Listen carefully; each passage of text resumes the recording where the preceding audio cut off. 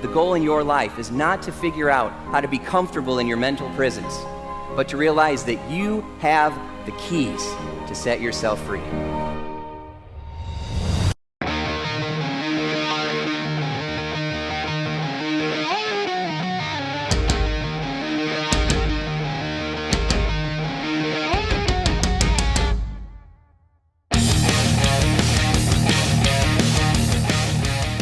Hey everybody, it's Tim Shurr. Welcome to Be Mesmerizing. And today we have an incredible guest. David Snyder is here with us. David, welcome to the program. Woo! And the crowd goes wild. Hey, I am super excited, ladies and gentlemen, because we got another hypnosis NLP guy in the house. And David is one of the best out there. He is a sensational trainer and he teaches people how to get into your mind and how to get into your heart, how to make rapid breakthroughs. And so David and I have crossed paths here and there over the years.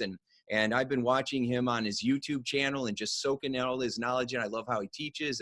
And he's just a very smart guy. And so, of course, I had to have you on the show. So thanks so much for being here today. I appreciate it. Tim, it's absolutely my pleasure. And if the pre-interview talk was anything like, if this is going to be anything, it's going to be a fun talk. We may be here for several hours. So I warn you, I can run off at the microphone. Oh, I'll tell you, I love it. Yeah, we were having an awesome chat right before we hit the record button, and it was so good. And then I'm like, okay, I got to hit record because I want you to be able to hear these conversations. That's the point of the podcast. I get to hang out with these spectacular people like you, and I just wish that everybody could eavesdrop on the conversations that we're having because they're full of gold. And so that's why I'm so glad you're here. So why don't you give people a short little bio on who you are and what you do and all that good stuff. Well, I'll try to keep it short because, every time I try to list my curriculum vitae or my bio, it sounds like I'm bragging or I'm trying to compensate for something. I'll let you guys decide which is which. But just to start with, I just finished my doctorate in Chinese acupuncture and Oriental medicine with the Pacific College of Oriental Medicine. So that was a kind of a highlight. Congratulations. The last 3 years, I was voted one of the number among the top 3 NLP trainers in the world by globalgurus.org. I'm a certified trainer, master practitioner in Neuro Linguistic Programming through the Society of Neuro Linguistic Programming, which is headed by Dr. Richard Bandler and John Laval. I've been practicing acupuncture and Oriental medicine since 2005, hypnosis since I was 15. Let's see here. Probably one of the more earthy things that I've got going on is in 2005, I was voted one of the top 10 attraction and dating experts of the year by Art of Approaching and seductionlayer.com, which is kind of a fun little aside. And I've authored over 15 different products on various forms of human influence, from energy healing to advanced conversational hypnosis and therapeutic applications and all points in between. I also happen to have several high-ranking black belts in the martial arts, including a 10th degree in Ryukyu Kempo, 4th degree in Shaolin Kung Tao. I got to leave the laundry list now. Certified instructor in combat systema, 2nd degree in Kosho Kempo, 1st degree in Fanku-Ryu Jiu-Jitsu, basic instructor in modern. Yeah, I'm gonna stop there. You have a lot now. So the question becomes, when you have someone like this in front of you, with all of that experience, all of that knowledge, from crazy, amazing success in martial arts, which takes total commitment to be able to reach the levels of success that you have in that, to being one of the top NLP trainers in the world, to being someone who is an expert in relationships and conversation and seduction and romance and things like that. Where do you begin to jump into your mind and start doing laps? So I'm going to start with this. Okay. So up until now, all the things that you've been doing, what is the one thing that you enjoy helping people with the most? Because you can help people with so many different things. So what's something that you really have a passion for? I love setting people free. Yeah. So many of the people that I meet and encounter are prisoners of their own mind. Mm-hmm. In one way or another, they're literally prisoners of their own mind. Either it's because, of an experience that they've encoded as a child or early on that has formed the foundation of their identity that they don't realize is just a recording of something that happened to them once. and they've been relating to that recording as if it's the actual thing that happened and making judgments about themselves ever since. Whether it's the accumulation of lifelong messages from authority figures, whether it's war trauma or sexual abuse. And we have a clinic in Solana Beach where we've been seeing clients and treating clients who have chronic illness as a result of psychosomatic disorders. In other words, repressed emotion. So, and that's on the pathology scale, but even people who are, entrepreneurs who kind of reach that ceiling where for some reason they can't seem to get more out of their team, or they can't seem to hit that next income bracket or innovate or solve problems with managing their teams or whatever. They're all but limiting beliefs, and they're all just a lack of information about how social dynamics and internal dynamics actually work. And so when I finally get to work with these people and I find out how they're creating the problem that they have, and maybe just one or two things that just a little bit of tweak changes their perspective and opens the floodgates to amazing achievements or realizations about their life that just takes them to a completely different level. Most people, their challenges come down to one of two elements, usually both, but usually is more on one side than the other, and that's mindset or skill set. If people know exactly what steps to take in the order to take them, but they're not doing it, well, that's a mindset issue. There's something in there that's saying I can't go further, or I shouldn't go further. Yeah. All right. If they're full of all this energy and enthusiasm and they're just kind of all over the map, well, that's a skill set issue. That may be we just got to teach them a few basic skills or a few basic algorithms to channel that energy. Usually the truth is somewhere between both, but there's usually more one side than the other. Yeah. So listeners, does any of this sound familiar? I have my brother from another mother over here on this show.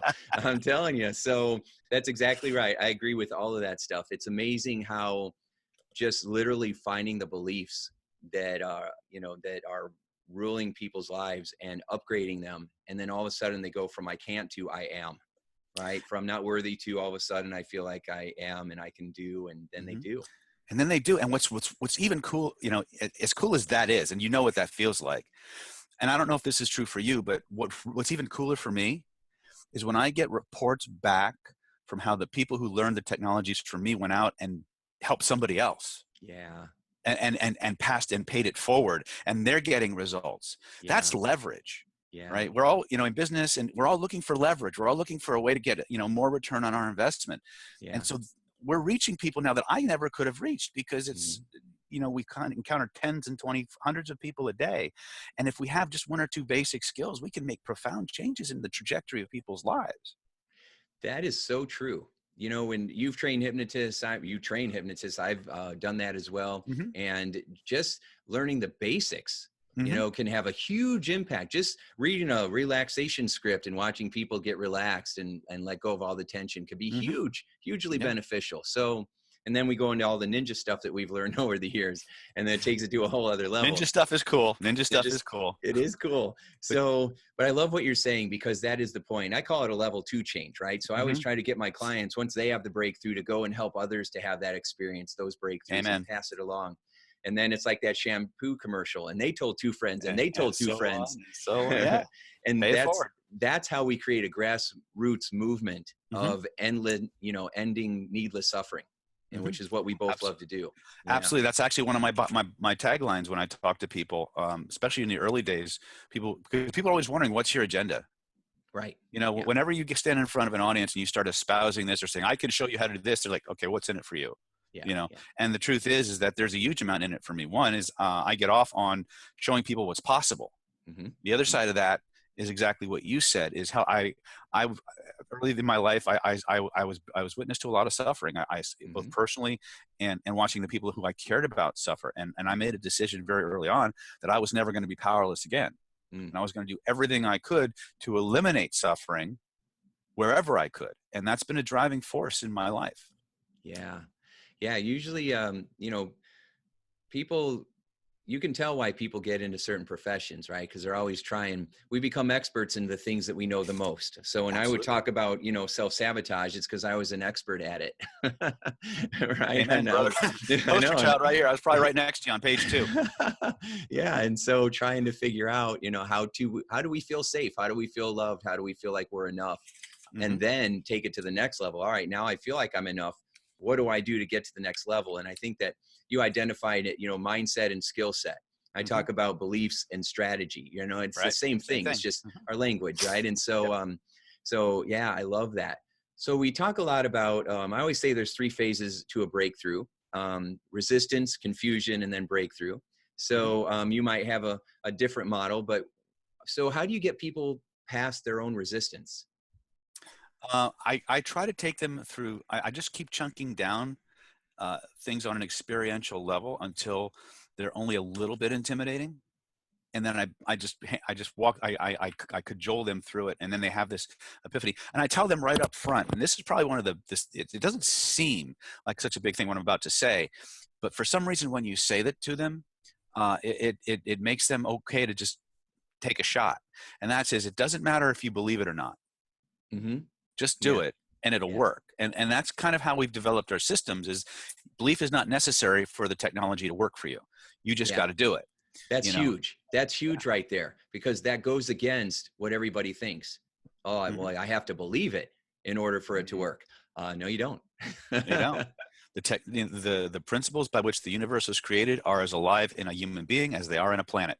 And so if you understand that a lot of the things we're doing are simply based on natural law. And we actually show you the analogs to that, because the human brain is really good at creating analogical connections to things. But because we don't do that a lot, we tend to be very context specific in how we think about things.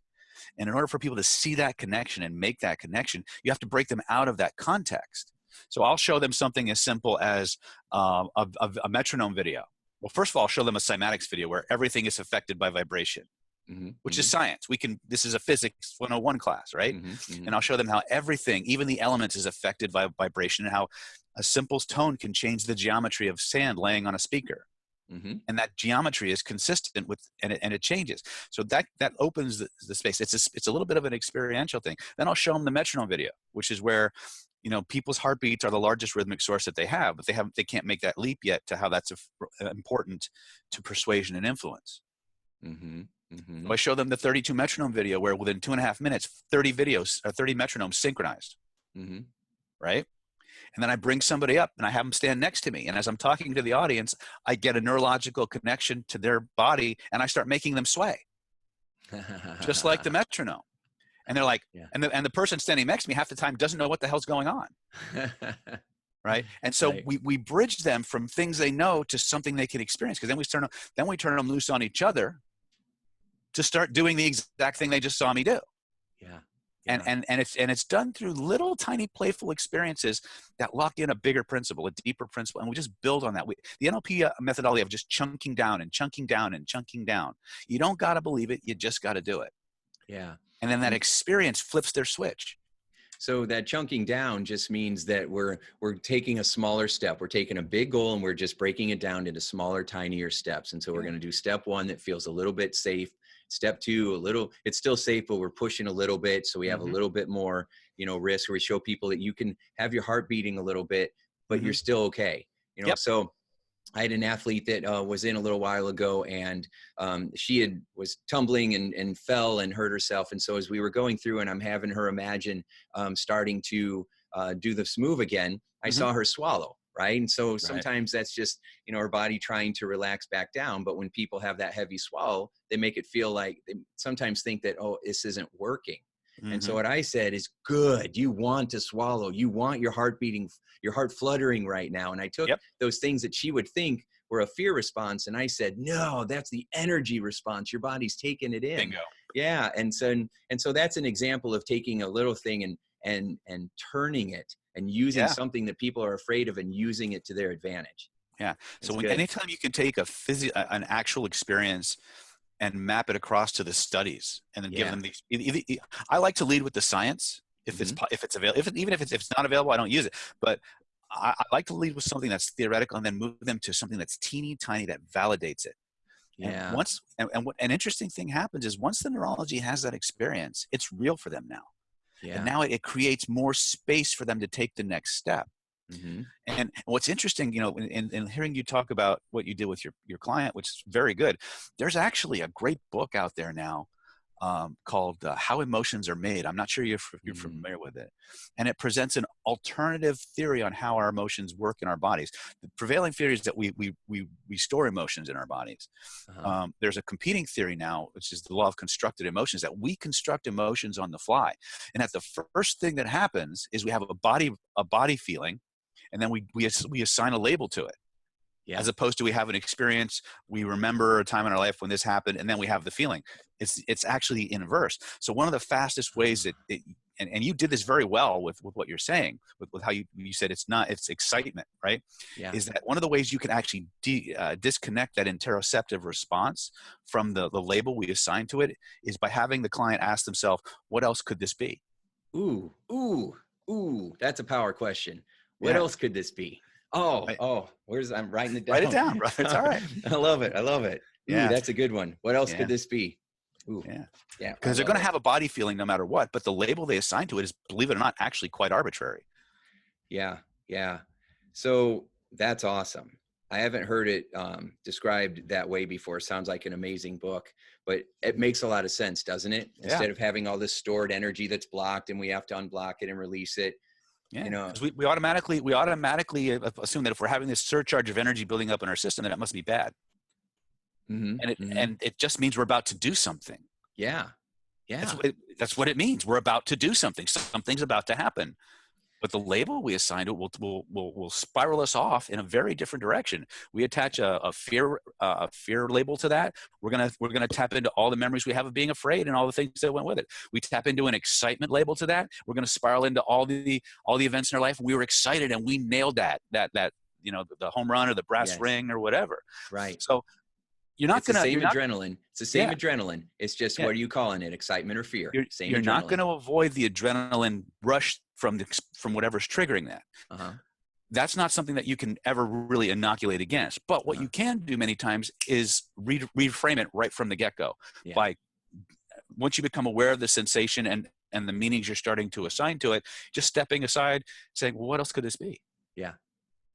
And boom, you've got tons of different ways to reframe that feeling. Which is so powerful, because sometimes we think we just have one way. And in our mind, because of our ego, we think it's the way. We're just being practical. We're just seeing it like, isn't it obvious? But no, there's like 1,000 different ways that we could interpret what's going on right now. And a lot of times people don't change because they just don't have the awareness or the words. They don't have the language. They don't, if I'm training a leader, a lot of times the leader would be more persuasive or what's the word? Transformative instead of transactional, but they don't have the words. They don't have the actual, I don't know what to say, in a new way. And so by giving them new choices, all of a sudden you're like, you could say this or this or this, you pick. Because as if it comes from them, they think it's their idea. They'll absolutely. We don't. Human beings don't never. This is something you can take to the bank in every conceivable form of communication there is. Human beings never resist themselves. Yeah, that's right. They never resist themselves. If they generate it, they'll accept it hook, line, and sinker. Yeah. That's where the real mastery of influence and communication is about, is you get people to come up with the conclusions or the metaphors, their own reasons for doing what you want them to do. Yes. You and I have taken that to a whole other level, though, because the old approach in counseling was free association, where it might take you 10 years to come up with the idea. So we want it to be 10 minutes. So we'll float different ideas and then get you to think it's yours.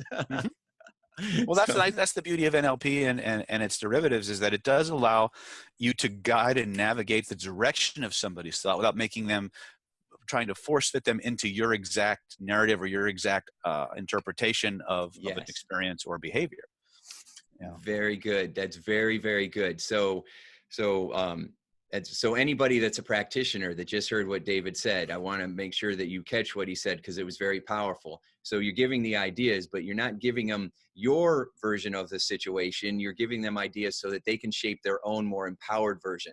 But it has to be their words, their experience, not just trying to put your experience onto them, because that won't work. Perfect. So yeah, it's really good. So good. So then you have this great program that you work on, and then you help and you teach a lot of people that are leaders and in leadership positions or working with high performing teams. And you call it the CPI, the conversation, CPMO, persuasion. Yeah. Conversation, persuasion, and influence. Conversational So, persuasion and influence. You got it. yeah. So conversational persuasion. Okay. Got it. So then, so for people that are listening right now, what are a couple of things that you can do through conversations that would increase your persuasion or ability to influence others? Okay, well, I'll give you a couple of things, and I'll lead each piece off with a question. Okay. How powerful would you become, or how powerful would your life be if you could literally force a person to pay attention to every single word you say and have them hanging on every word, and actually cause them to talk more and more and more to you, giving you all the information that you could ever want, and the longer they talk, the more connected to you they become. That's good. I like how you speak like a copywriter. I've done a lot of work. You know, some of the best hypnotists in print on the planet are direct response copywriters. That's exactly what I was thinking. That's exactly right. And here's the answer to that little tease. This is what I call the back door to the human nervous system. It's like the bump key. Yeah. The most powerful words any human being can hear at any given moment, hold on for this, are the ones that just came out of their mouth. Okay, I can explain everything you want to, you know, everything about that from a neuro linguistic perspective, but our eyes would cross because I'd have to lapse into jargon. But here's the thing that you need to understand: human beings, everything a human being does is based on emotional drives within us, primal drives, and then emotional drives. Yeah. And every experience that we have and every thought that we think has a structure. And so when human beings go from external experience to internal experience, in other words, they take a video recording of something that just happened to them and they play it inside their heads. Well, that recording is being impacted by an uncalculable number of filters.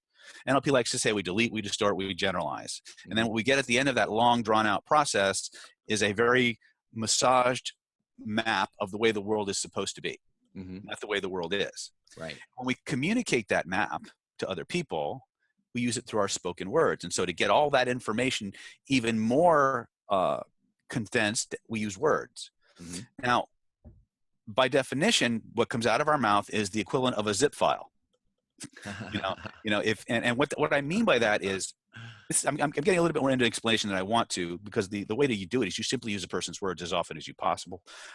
But I want you to understand a little bit about why this works, both on from the NLP side, but also from the neurology side. Let me just rephrase or repeat that then real quick, because that was the gold. And now you're going to help people understand why that was so powerful. But when you want to create greater influence with someone, you just listen to the words that they use or the phrases they use, and you feed those exact words and phrases back to them through the conversation. Speak using their words. That's the application right there. And I dare you to try and get caught.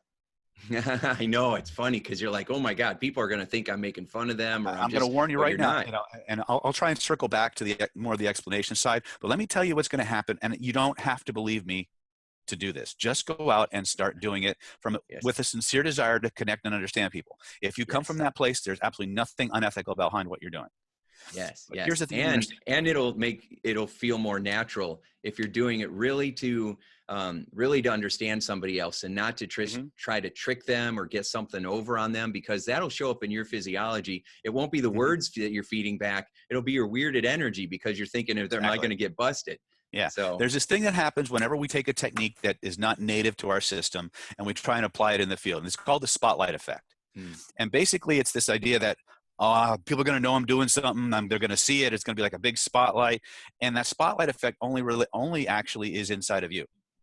When you start communicating with, and it happens with everything that's new to us. Yeah. When you start communicating with people using their very own words, you're sending a message to their nervous system from the most superficial level of their awareness to the deepest level of their emotional being, that you heard them, that you understand them, that you're just like them, and you're validating everything that they've said all at the same time. And there's a whole lot more that's going on there for you NLP buffs. I can wax on that a little bit. But the bottom line is, the moment they feel those words, or hear those words coming back to them, it triggers sameness, it triggers connection and additional self-disclosure. They'll start running off at the mouth because they want to make sure you get it all. And the longer, here's the magic. The longer they talk, the more connected to you they become. Yeah. So if you're one of those people who hates small talk, this is like the holy grail. Yeah. Right. It really is. And this is where we start in the CPI system, is understanding this basic need for connection and validation. That's not just psychological, it's physiological. It's vibrational. It's based on the molecules in your body.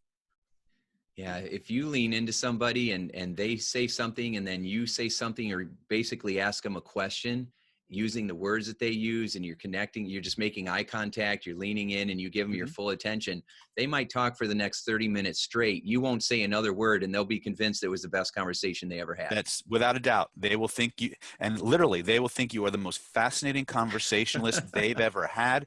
They will remember you for the rest of their life. Yeah. Yeah. And you'll be, maybe 30% of the words you use will be original. Yeah. And that's the point, is once a person gets back their very own words, they can't not pay attention. That's really true.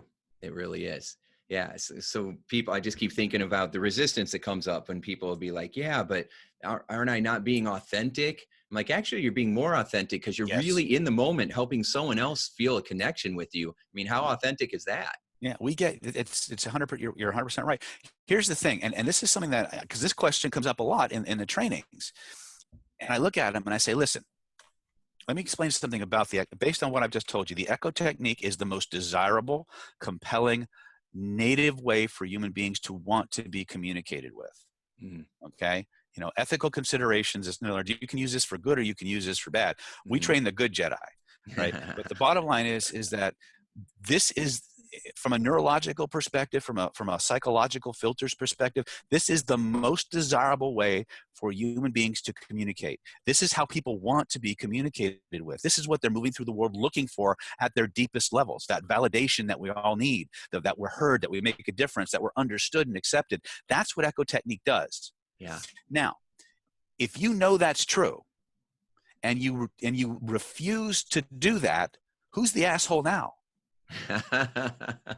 If you know that the echo technique or variations of it is the most satisfying and fulfilling method to communicate with human beings, that gives them the exact feelings they want to have, that lets them know you've heard them, that gives them everything they're looking for in a communication with you, and you choose not to do it, who's the jerk? Yeah. Right. It's brilliant. And I encourage my students to adopt echo technique as a way of life. Yeah. Just make it part of how you relate to people, and it will be what you do. And you'll see the responses. You'll see their eyes light up. You'll see them orient on you. You'll start getting free desserts like it's nobody's business, right? Yeah, truly. Yeah. If you do nothing else, you don't have to learn all these big, elaborate, slick techniques, because sometimes the more, I used to meet people all the time where they were so, excited about trying their next, sleight of mouth technique, and all these other things. And I'm like, that's a can of fish you don't want to open up. No, I'm like, why don't you just actually be present with them and care about them? It'll be a million times better. And that's the beautiful part, is echo technique, if you practice it long term, will enhance your memory.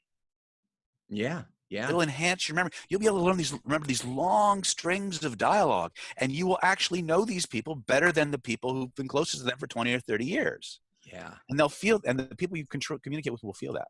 Yeah. Because you've had a more authentic conversation and pulled things out of them, and then knew what to reinforce that, that most people just aren't doing. Most people, you ask them a question and they give you an answer, and then you maybe ask something completely random, or you just keep talking.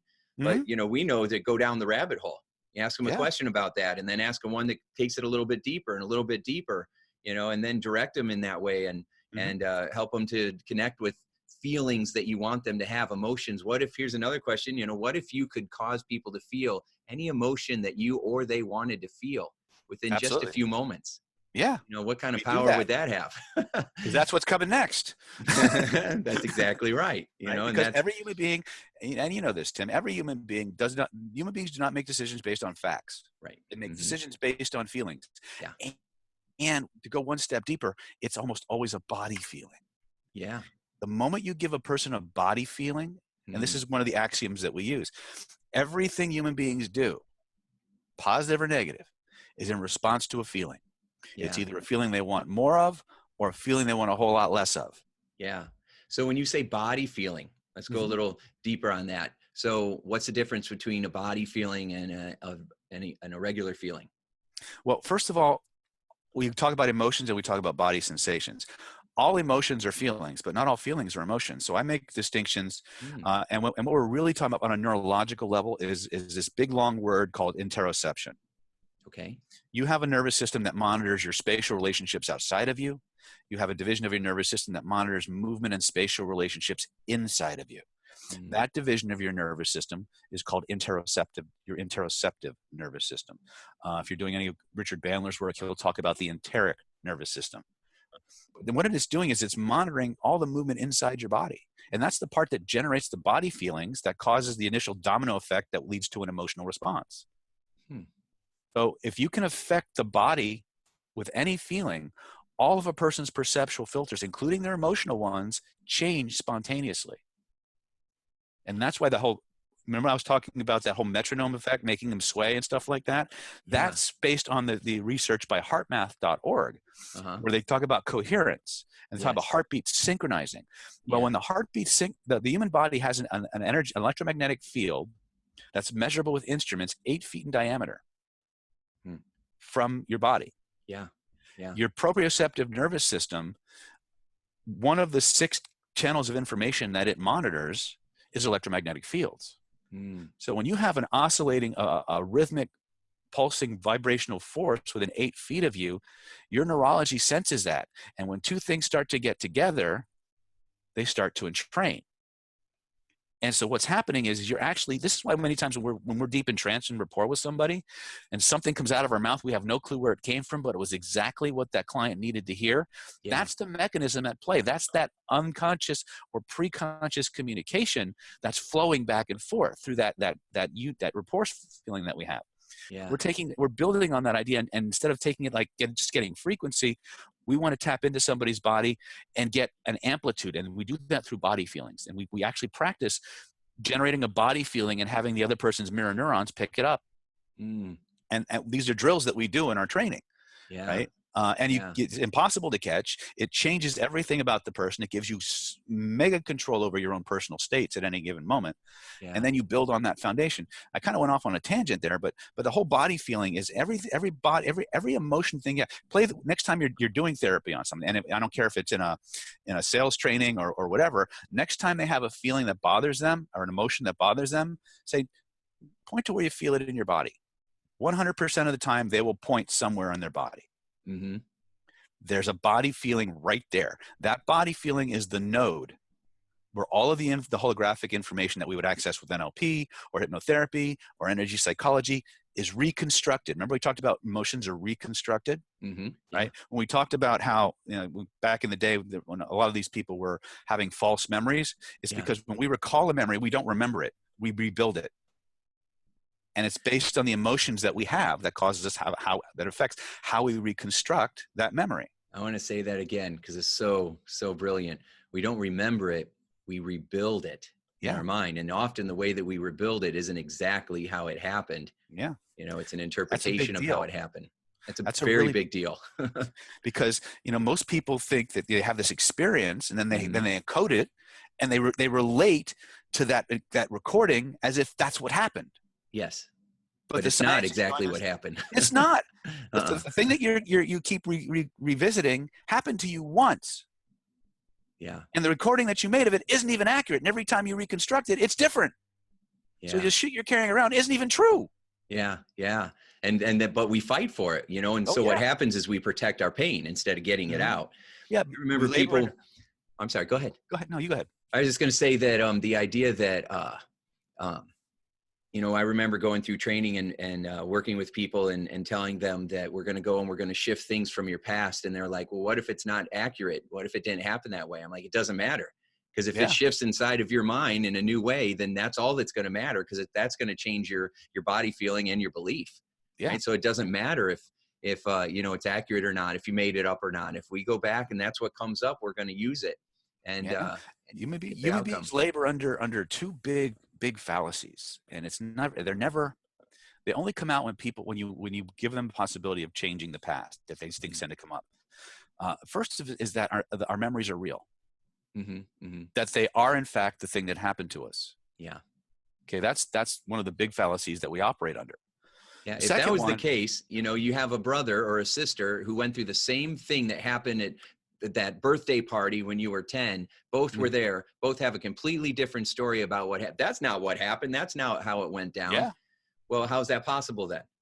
Because we interpret it differently put it through different filters. Yeah, and the other side of that is that we believe that our memories are us. Ooh, David. We believe our memories are having us. A body feeling right now. That's really like good. That's like saying your DVD collection at home is the sum total of your life experience. Oh my gosh, that's brilliant. Right? But that's how we operate. Yeah. It's if we bring these things out in the open, we consciously know they're not true when we think about them. But at the same time, we behave as if they are, and because no one's taught us to do anything different. And then once you have that, you have to kind of say, well, you have permission to change that shit. And that's a mind blower right there. Is they don't think they have permission to change it. Because they're afraid, well, if I change this memory, who will I be? Probably more of who you want to be. That's really good too. Probably more of who you want to be. People always say, I don't know who I am. And I'm like, who cares? Who do you want to be? Exactly. Let's be that. Let's grow into that. Yeah, you are not the way you are because of the shit that happened to you. You're the way you are because of the way you've encoded the shit that happened to you and the way you're relating to that encoding. And that can be adjusted.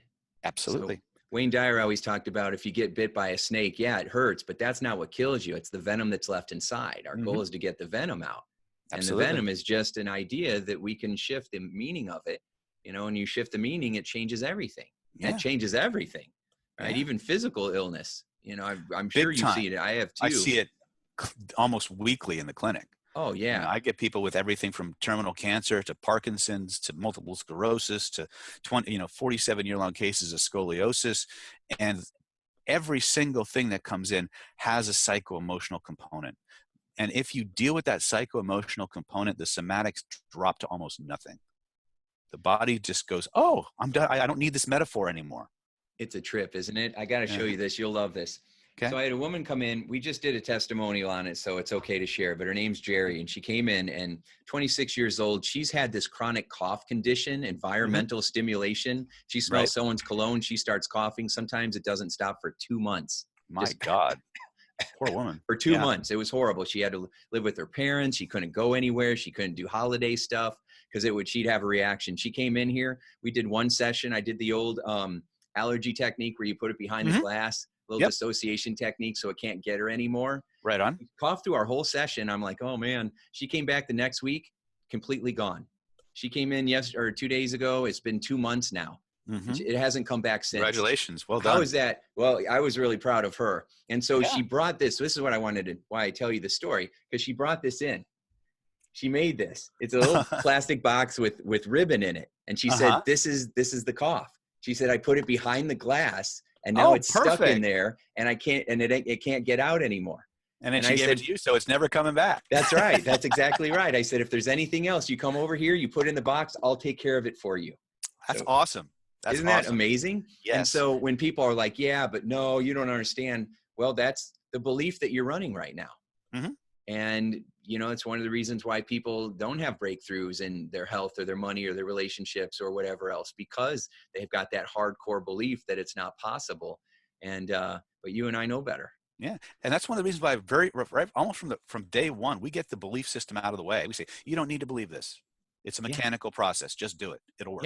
Yeah. I always tell people the more nervous you are, the better it's going to work. Yeah. And they're always like, really? Say, don't believe me. Let's just do it.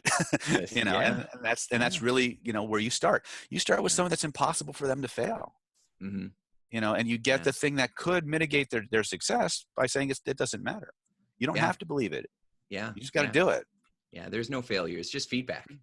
We're just going to get the feedback and we're going to keep using it. So no matter what happens, we got this.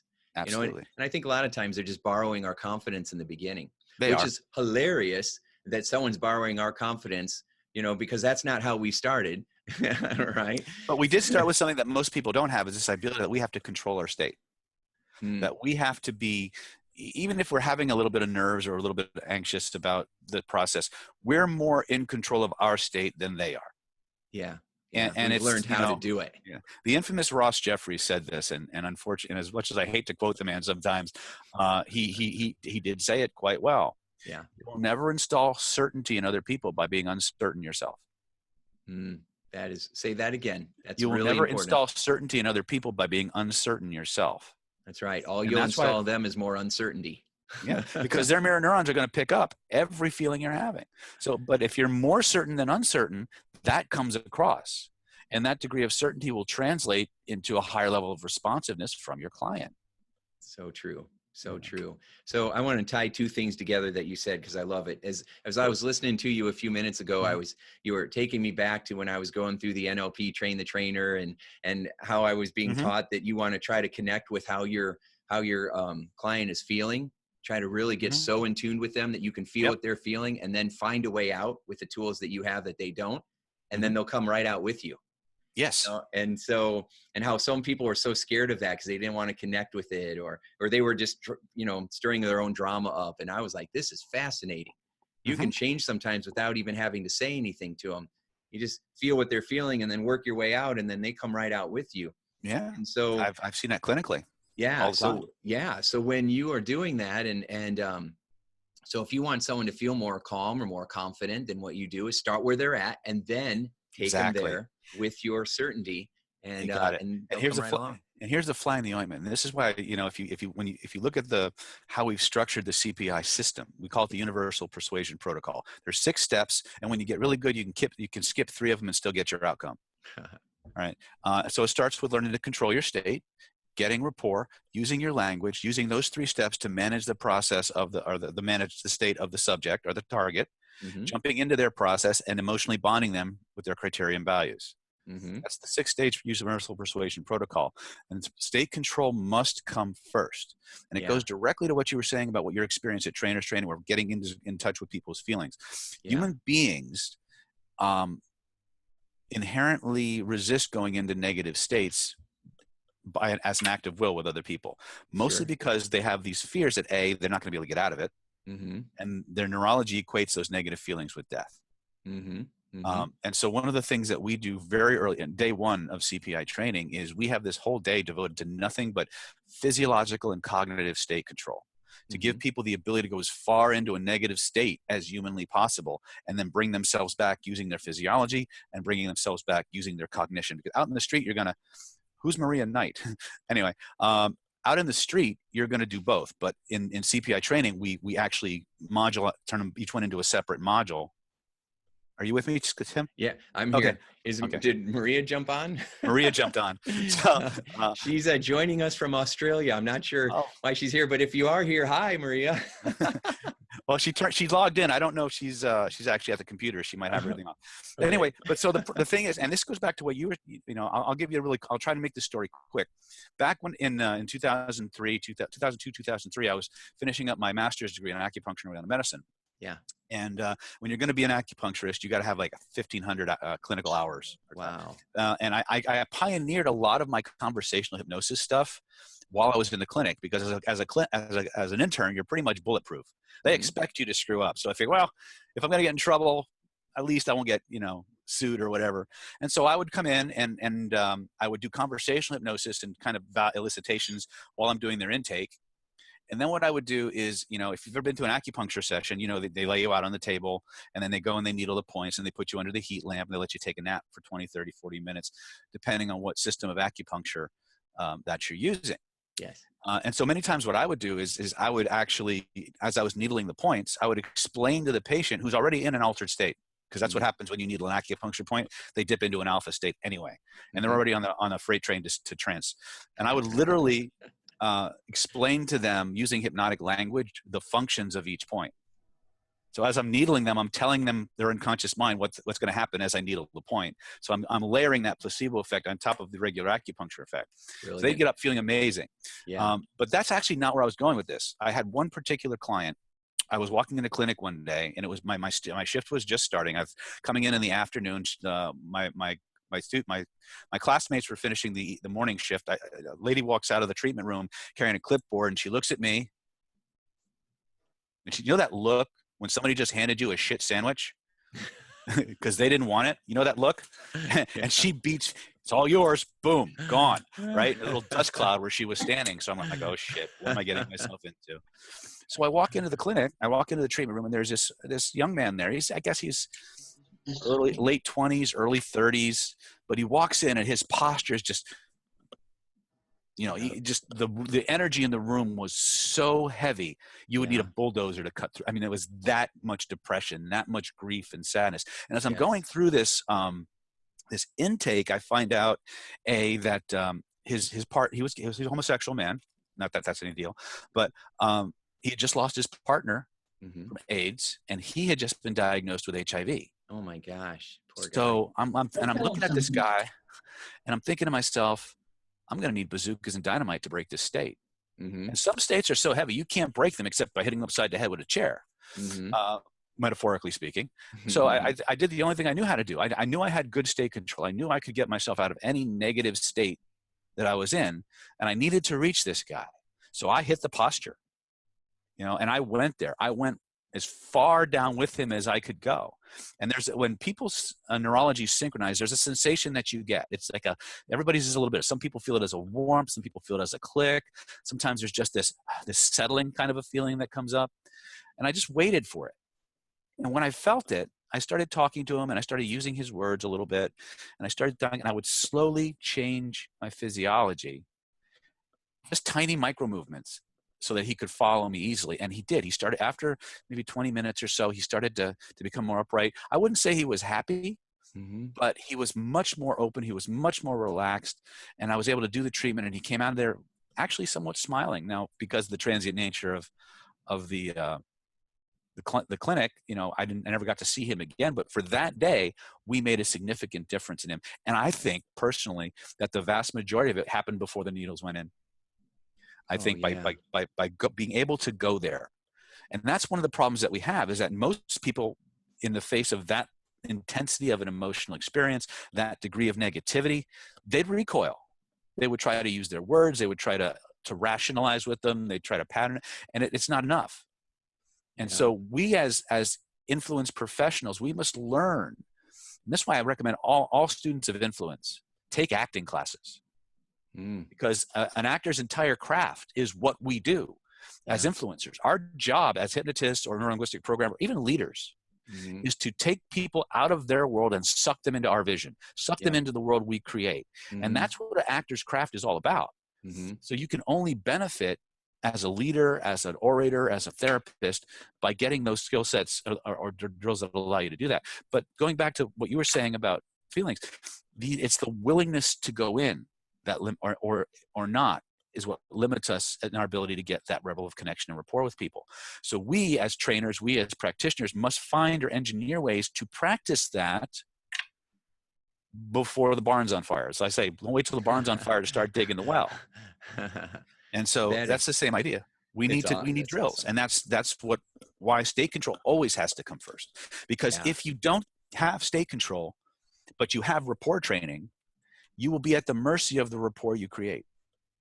And if anybody's ever gotten rapport with somebody who's on their period, has the flu, is in a bad mood, will tell you their energy level doesn't go up. Well, theirs might, but yours certainly doesn't. No, ours go down too. I've had that too. You're like, oh my gosh, I need like an energy shower. I was way too down in that energy. That's really, so what you're really describing is high level change work, right?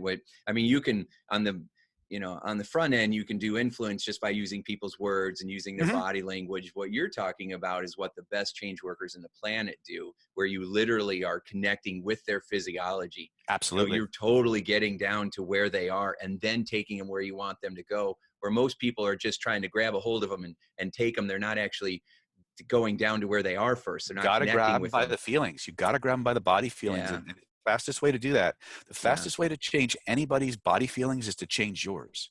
But in Yeah. order for you to do that, you've got to connect with them first and Mm-hmm. then change from within. Yeah. Otherwise, Yeah. you need a whole lot more amplitude and they're going to resist you. Yeah. Oh my gosh. David, this has been so fun. Oh my gosh. And the whole video, I'm look like I'm just a little schoolgirl. I'm looking Nah, and laughing and you've got some happy. great stuff, man. It's nice to see the analogs to what I do, and the words that people put to them, and below the surface to beyond the jargon, whether it's my jargon or yours, the mechanics are the same. Yeah. And that's what really, when you move through the world, looking through the eyes of a neuro-linguistic programmer, you start to see the world in terms of process and structure. Yeah. Yeah. And when you can do that, then the universe literally does reveal its secrets. People become very, very understandable. Yes. And that's where we can make powerful changes in ourselves and in everyone around us. Yeah, well said. Well said. I get so excited because, what we were talking before we hit the record button about how we don't spend a lot of time hanging out with other hypnotists or NLP people because we're out there trying to make a big difference for the people that don't know this stuff. Absolutely. Right? And showing people how powerful they really are. Yeah. And so for to hang out with you and reminisce and go through these all things. And I mean, it's just so exciting. Right. And it's been really wonderful. So let me ask you 2 questions. I know Sure. I'm going to have you back on the show again so that we can, so I have more questions for you. Anytime, bro. Anytime. Yeah. So if you could go back and tell little David, go back to when you were like 7 or 10 and give him a bit of advice based on all the things that you've learned, what advice would you give him? I think the biggest piece of advice that I would give them is, you're good enough. You're always good enough. No matter where you go, no matter what you do, good things are going to happen. And sometimes not so good things are going to happen. People are going to come into your life. People are going to go out. Yeah. But no matter where you go, no matter what you do, no matter what life hands you, one person who will always be there for you is you. So good. Yeah. To remind you that you're always good enough. You're always accepted, protected, forgiven for all wrongs, real or imagined, and you're never, ever alone. Yeah. Because after looking into the hearts and minds, Tim, of literally thousands of people, when you peel back all the stories, all the histories, and you look into the hearts of what's there, all you see in the same, every man, woman, and child is the same thing. A scared little child, desperate to be loved and terrified of being alone. Yeah. And when you give them that, when you give them somebody who can always be there and give them that love and that unconditional acceptance, they have the strength to go through anything. Doesn't matter. Yeah. That's exactly so right. To me, having said this to hundreds and thousands of people and seeing what happens, that's exactly what I'd be doing, what I would say to them. Yeah. In fact, I just did. You just did. Oh my God. That was so awesome. That's fantastic. All right, David. So if people want to learn more about conversational persuasion and influence, if people are looking for hypnosis training, neuro linguistic programming training, just to really learn from you, best place to go. I know you can definitely go to www.nlppower.com. That's www.nlppower.com. We're going to make sure and have all this in the notes. You can check out David's YouTube channel, youtube.com/David Snyder NLP. Okay, it stands for Neuro Linguistic Programming, if you don't know what that is. And is there anything else that you want to share or let people know about? I'm going to be definitely telling them about all your stuff. Well, just a quick aside, for those of you who thank you for sharing our YouTube channel and our website, Tim. And here's what I recommend you guys do. Go to the YouTube channel. We have over almost 300 videos, and they're not short videos. They're all an average of 60 to 90 minutes. They are high content. High content. Binge watch them to your heart's content. When you decide that you're ready to take the next level, come over to nlppower.com. We have a massive, really fleshed out events calendar for 2020. We're starting on 2021 now, so there's all kinds of really cool classes. We have a very, very comprehensive online store with videos of our trainings that you can take at whatever level of intimacy you want to work with me. And if you have any questions at all, you just give us a call at 858-282-5255. 858-282-4663. That's 858-282-4663. You'll reach my administrative goddess, Stephanie. And she can point you in the direction of where you need to go. We always tell our students, and we consider you guys and your reader students as well by proxy, before you buy anything, give us a call. Tell us what your goals are, and we will give you the shortest distance between where you are and where you want to be based on the content and the courses that we create. And we'll make recommendations. If we can help you, we'll tell you. If we can't, we'll tell you that too. And we'll point you in the direction of people whose resources we might think would be a better fit for you. But binge watch the videos to your heart's content. You can also reach out to Stephanie at nlppower.com. That's all I'm going to do in terms of plugging what we've got. And I look forward to meeting and talking to everyone who has the pleasure of being one of Tim's amazing subscribers and podcast listeners. Yay. Thank you, David. My pleasure. David Snyder, everybody. What a mesmerizing guy. And thank you so much for watching this video, for listening to this podcast, for hanging out with David and I. We do this because of you. And so I'm so glad that you're here. If you have any questions, let us know. Check out David's stuff and then share this with everybody that you know, because this is a pretty powerful conversation. And everybody is wanting to know how to use the power of their mind to create their life by design. And this is, this is the way. So anyway, thanks so much for being here, and stay mesmerizing and make today a sure success. And we'll talk to you soon. Bye, everybody. Hey, it's Tim Shurr. Would you like to learn my best secrets for how to be mesmerizing? Then head over to www.survivingtothriving.me and download a free copy of my mesmerizing mindset secrets. That's www.survivingtothriving.me. I'll see you there.